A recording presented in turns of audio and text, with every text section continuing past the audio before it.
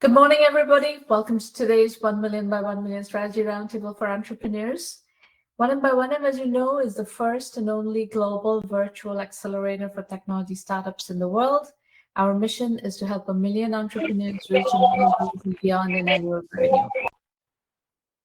In support of that mission, we do these free roundtables week after week after week, year after year. It's been going on since the fall of 2008.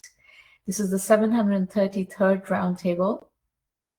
We've recently introduced an AI mentor, which is effectively my digital mind, and it's trained on 20 years of my mentoring sessions, all my writings, our 1Mby1M curriculum, thousands of case studies, and so on. So it's actually working quite well. We've now had a good amount of time to test it and in real world scenarios, and it's working very well. So I strongly encourage you to try it. We've also introduced a free Udemy course that is AI mentoring prompts to develop startup strategy based on our AI mentor. And that will help you. It's a companion to the AI mentor. It will help you develop strategy based on your project.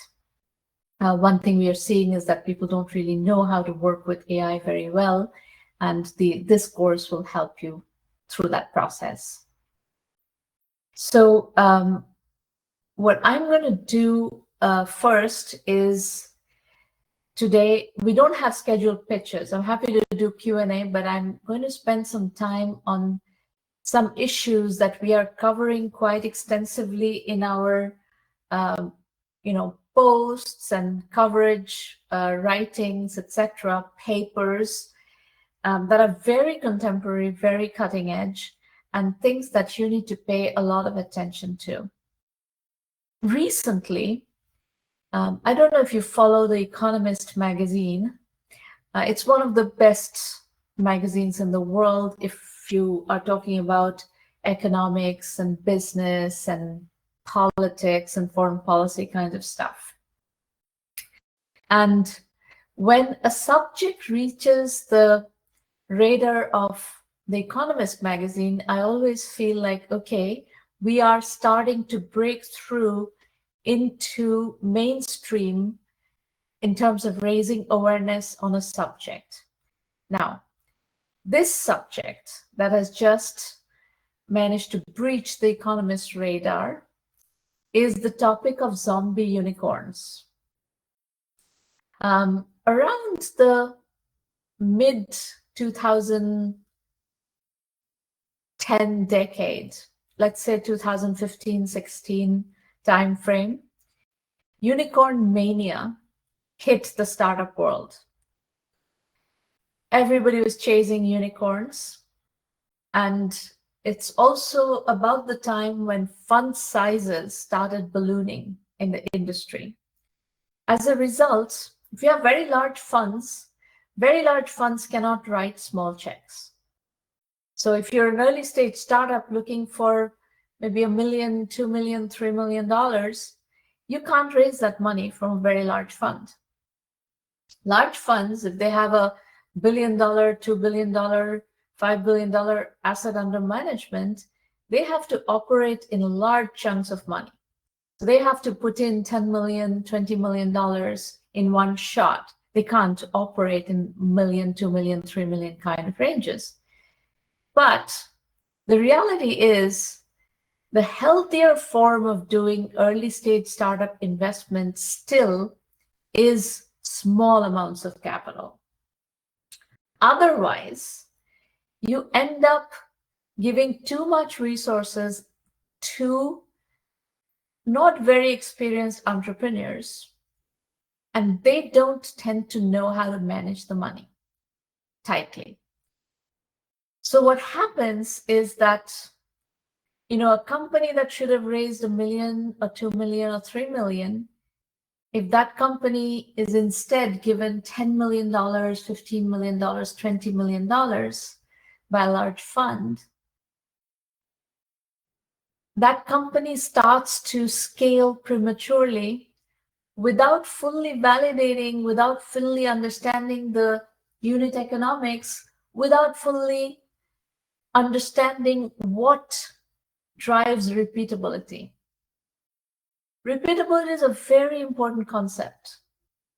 Repeatability is what drives velocity.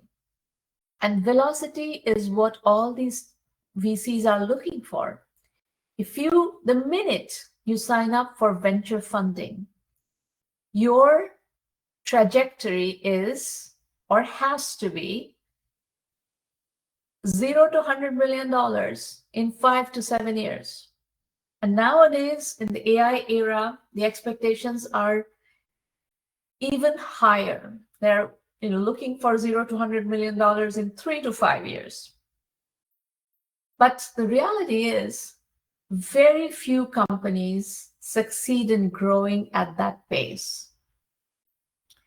At this point in the history of technology startups, there are literally hundreds of thousands of startups out there. And really only a handful, maybe 50 companies, maybe 100 companies succeed in achieving this kind of high velocity trajectory. So you can imagine what a low probability game you are signing up for by accepting to take venture capital and then take a lot of venture capital, which puts the bar very, very high. So this phenomenon of bloating up your startup, and this is what is at the heart of the unicorn mania, the entrepreneurs then start to kind of fall into this rhythm of chasing unicorn valuation. What is a unicorn valuation? It's $1 billion valuation. Now, $1 billion valuation that is not pegged to real business metrics, that is purely speculative, is not good news. You could raise $100 million on a $1 billion valuation on a purely speculative term sheet with none of the business metrics supporting your fundraise. But the minute you raise that kind of money, your exit bar gets much higher. For a company that is raising money at $1 billion valuation, has to exit at 10x that amount. So your exit valuation is $10 billion. How many companies achieve a $10 billion valuation? Exit valuation. It's incredibly difficult to do that because in the public market, you can no longer operate with smoke and mirrors. You're going to have to deliver real metrics. Otherwise, the public market is going to shoot you down. Or you have to get an acquisition at a $10 billion plus valuation, which is excruciatingly difficult to do. Go analyze how many companies in history have exited at above $10 billion valuation. It's incredibly difficult. So you're basically pricing out of the market. So with that, it's very difficult to raise further financing, and it's very difficult to exit.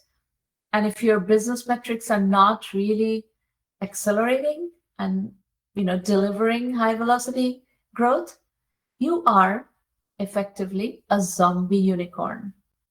If you have succeeded in raising money at a $1 billion valuation and then you are not delivering on the metrics, this is the definition of a zombie unicorn. This is the phenomenon that The Economist has covered. It has analyzed based on data from a Stanford professor.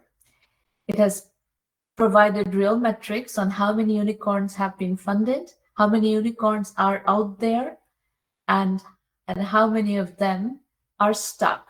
They have not been able to raise any money for years, and some have maybe raised money, but huge down rounds. The valuation has dropped way below $1 billion. And they cannot exit. So they're kind of in this no man's land, and it's kind of like a dead end. That is the zombie unicorn phenomenon. Next, I'm going to discuss the zombie startup phenomenon, which is a similar phenomenon, but it doesn't require unicorn valuation. So let's say you have raised money, not at unicorn valuation, but you raised a substantial amount of money. Let's say you raised, 10 million, 15 million, $20 million. But your startup is not growing at venture pace. Venture pace is what I described, $0 to $100 million in 5 to 7 years. These days, $0 to $100 million in 3 to 5 years. So you've raised money, but you're not growing fast. And you cannot raise more money because you're not growing fast. This is not a zombie unicorn, but it is a zombie startup. You cannot raise more money, you cannot exit, and you are stuck. Now, the market is full of zombie startups. Relatively speaking, the number of people who raise money on unicorn valuations is relatively low, maybe 1,000, 2,000, probably not that much more than that. But the number of startups that raise venture capital is much higher. And if you include the companies that are raising accelerator financing, we are talking about 250,000 startups that have raised some amount of financing and have put themselves on this trajectory of having to achieve hyper growth, going from $0 to $100 million in 3 to 5 years. This is a zombie epidemic. 9 out of 10 startups that succeed in raising venture financing, and I'm including accelerator financing in there because it still puts you in the venture track. 9 out of 10, 90% of those startups become zombies or fail altogether. So I have published a lot on this topic. There's a whole series of papers, articles, blog posts, Medium posts, LinkedIn posts, Substack posts out there that you can use to educate yourself on this phenomenon. If you are a startup founder thinking about the track of going down the track of venture financing, please ask yourself the question, can my startup grow at this pace, 0 to 100 million in 3 to 5 years? And if you have any doubt, please do not raise venture financing. Bootstrap first to repeatability and get a sense of how you're going to achieve velocity. If you can do that, then you're going to VCs as kings, not beggars. VCs love that, de-risking. If you can show them that you have achieved a significant amount of growth and you understand what are the drivers, what are the triggers, levers of that growth, that's when VCs really like it. And people can put in a significant amount of money and you just put, if you put in $1 million, you can generate $10 million worth of revenue. And if you can achieve that kind of understanding of the business with real metrics, I have no problems with your raising money. You can raise as much money as you want. My general tendency is to advise people to not raise too much money because of the exit phenomenon. I'm coming to that in a minute. But if you can figure out what you're going to do with, if you put in $10 million and on the other end, for sure, you will be able to get $100 million worth of revenue. That is a very legitimate scenario for raising money. And I think you can raise money with a reasonable amount of confidence that you will be able to achieve a certain amount of hyper growth trajectory, which will make your venture path okay, most likely. Now, let me address the risk of exit. If your valuation is too high, the number of people who can acquire you is very small. So your exit TAM is very low. And of course, if you have the metrics and if you can go public at a good valuation and can hold up the business metrics in the public market under detailed scrutiny, that's fine. But the statistic you should keep in mind is that 96% of the exits in the tech startup business are under 100 million exit price. And the vast majority of exits are under 50 million exit price. So given those numbers, your chances of getting a very high exit price is low. That doesn't mean people don't get those prices. That every year there are maybe 100 companies that find good exits, really big exits. But it's, in the grand scheme of things, that's a very small number. Percentage-wise, very small number. The much larger percentage of exits are in the below 100 million, below 50 million range. So again, if you can either bootstrap to an exit or seed strap to an exit, a smaller exit can still make you generational wealth. And that is one of the things that entrepreneurs should keep their eye on. You should create personal wealth. What is the point of becoming an entrepreneur if you cannot, make money for yourself and your family? It doesn't have to be 100 million, $500 million, but you want to make some amount of money such that this journey is worthwhile. Otherwise, just take a job. So the reason I have gone into a lot of detail today to give you an overview of what's happening in the zombie unicorn, zombie startup world, and why there's a zombie epidemic going on right now, because too many companies have been funded. There are way too many companies that have been funded at a pre-seed level, whether it's accelerator funding or pre-seed funding or seed funding even, and a remarkably low number of these companies are getting to Series A financing. So after seed, they don't have the metrics to raise a Series A. The number of companies raising Series A is low. So you have raised some money, you've raised pre-seed, you've raised seed, but you're stuck and you're becoming a zombie.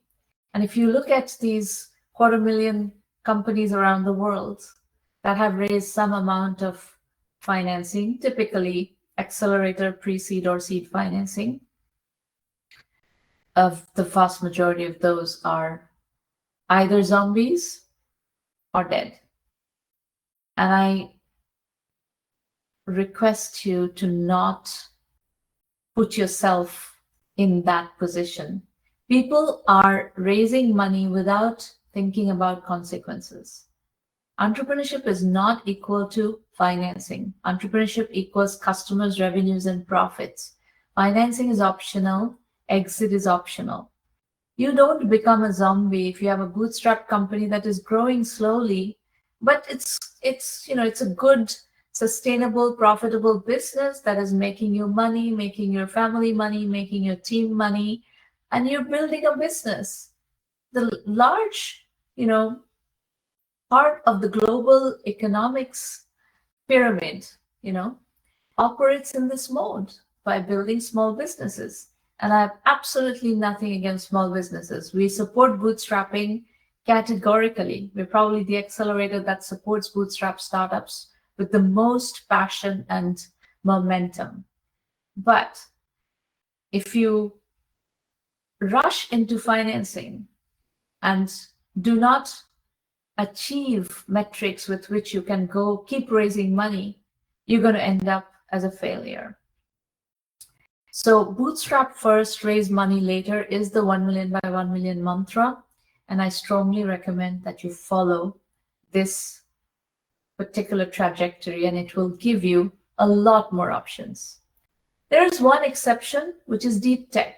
If you're building a semiconductor company, or if you're building an AI model company, That is very difficult to do in a bootstrap mode because those kinds of companies require a huge amount of financing.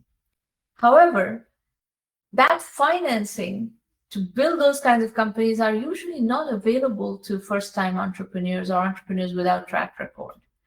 So, the chances of you raising $10 million on a concept is very small. And don't waste your time chasing VCs to get 40 or 70 rejections. Instead, chase customers and start getting into revenue and profitability as quickly as possible.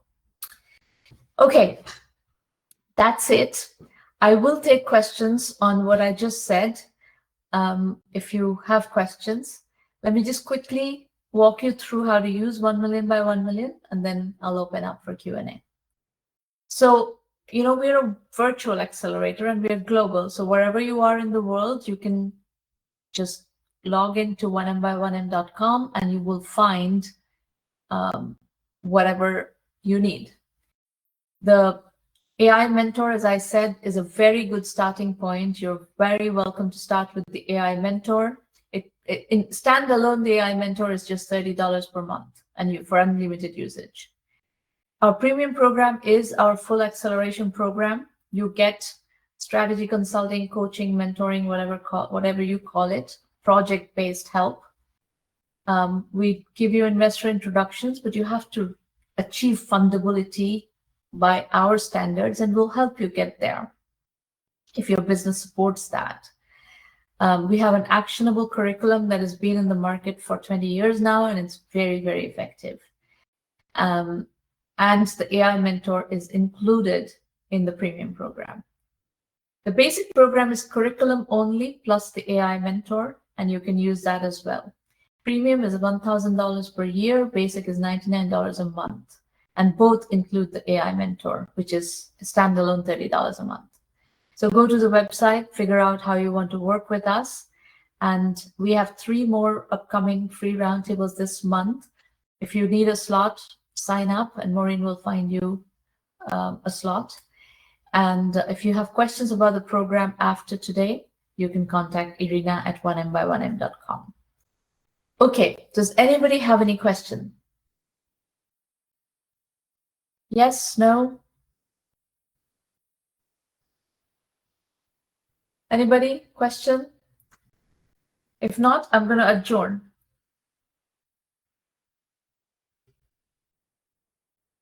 Okay, I don't see any hands up. So that's it for today, and I will see you next time. Bye.